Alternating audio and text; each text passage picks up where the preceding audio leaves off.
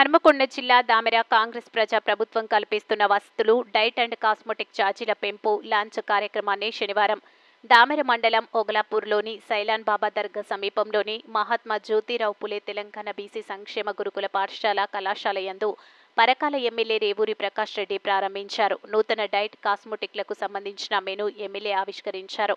అనంతరం పాఠశాలలోని dining hall, lab, వంటగది, క్రీడా ప్రాంగణాన్ని ఎమ్మెల్యే పరిశీలించారు. అంతకుముందు జ్యోతి ప్రజ్వలన చేసి ప్రభుత్వం అందిస్తున్న నూతన దుస్తులను పంపిణీ చేశారు. ఈ సందర్భంగా ఎమ్మెల్యే మాట్లాడుతూ పెంచిన డైట్, కాస్మెటిక్ ఛార్జీల వివరాలను తెలిపేలా బ్యానర్లను ప్రతి గురుకుల హాస్టల్లో తప్పనిసరిగా ఏర్పాటు చేయాలని, మెనూ ప్రకారం భోజనాన్ని అందించాలన్నారు. ప్రతి గురుకుల విద్యాసంస్థ పరిసరాలను పరిశుభ్రంగా ఉంచే విధంగా చర్యలు చేపట్టాలన్నారు. పెంచిన డైట్ ఛార్జీలకు అనుగుణంగా విద్యార్థులకు నాణ్యత ప్రమాణాలతో కూడిన పౌష్టికాహారాన్ని తప్పనిసరిగా అందే విధంగా చర్యలు చేపట్టాలన్నారు. ప్రభుత్వం గురుకుల హాస్టల్ విద్యార్థులకు 40% డైట్ ఛార్జీలను, కాస్మెటిక్ ఛార్జీలను విద్యార్థినులకు 275, విద్యార్థులకు 200 రూపాయలకు పెంచిందని అన్నారు.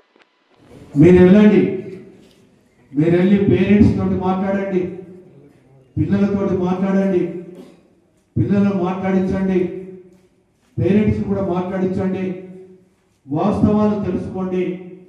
మనం చేసినవి సక్రమంగా పిల్లలకు చెందుతున్నాయా లేదన్నా ఏమైనా అవకతవకలు జరుగుతున్నాయా, పరిసరాల యొక్క పరిశుభ్రత ఏ విధంగా ఉంది, వంటశాల పరిశుభ్రత ఏ విధంగా ఉంది, లాస్ట్కు మరుగుదొడ్ల పరిస్థితి కూడా ఏ విధంగా ఉంది, ఇవన్నీ మీరు ప్రత్యక్షంగా పరిశీలించండి.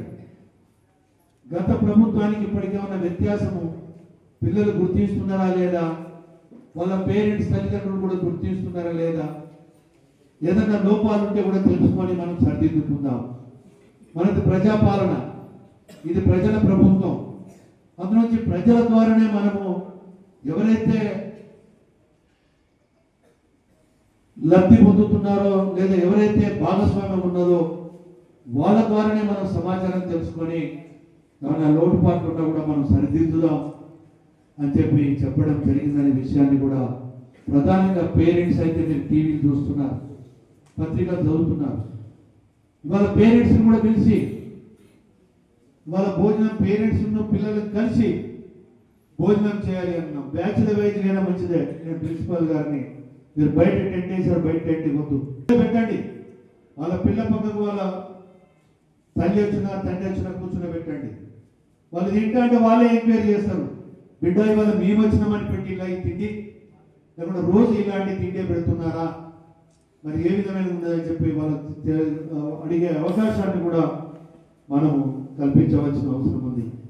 అందులో నేను ప్రిన్సిపాల్ గారికి చెప్పాను, వాళ్ళ పిల్లలకి పక్కకే, ఆ కొడుకు పక్కకే తల్లి వస్తే తల్లి, తండ్రి వస్తే తండ్రి, ఇద్దరు వస్తే ఇద్దరిని కూడా కూర్చుని పెట్టండి.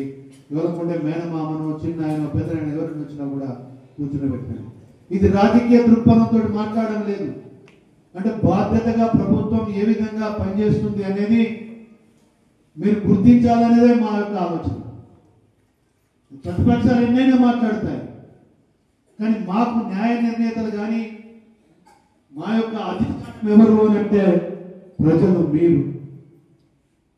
మీకు జవాబుదారి కనుక ప్రజల ద్వారానే తెలుసుకోవాలనే ఉద్దేశంతో ఇవాళ ఈ రాష్ట్రంలో ఉన్న అన్ని స్కూల్స్లలో కూడా, అన్ని రెసిడెన్షియల్ పాఠశాలలో ఇంతకుముందు ఒక చిన్నారి చెప్పాడు, మాకు తెలిసిన సార్ మొత్తము గతంలో ఒక దగ్గర ఒక పంతులు మంచిగా పెట్టేది, లేకుంటే అక్కడ ఒకరు మంచిగా ఉండేది, ఇంకో స్కూల్లో సరిగ్గా లేకపోయేది. కానీ ఇవాళ అన్ని స్కూళ్ళల్లో కూడా ఒక సమాన దృక్పథంతో ఒకటే రకమైన తిండి, ఇక్కడ ఎస్సీలు, ఇక్కడ ఎస్టీలు, ఇక్కడ బీసీలు, లేకపోతే ఇక్కడ ఉన్నత వర్గాలు ఉన్నారనే భేదాభిప్రాయం లేకుండా, అలాంటి వ్యత్యాసం ఎక్కడ చూడకుండా ప్రభుత్వము మాకు అన్ని హాస్టల్స్లలో కూడా ఈ విధమైన ఫుడ్ వస్తుందనే సమాచారం కూడా మాకున్నది సార్ అని చెప్పడం అనేది ఈరోజు మీ ద్వారానే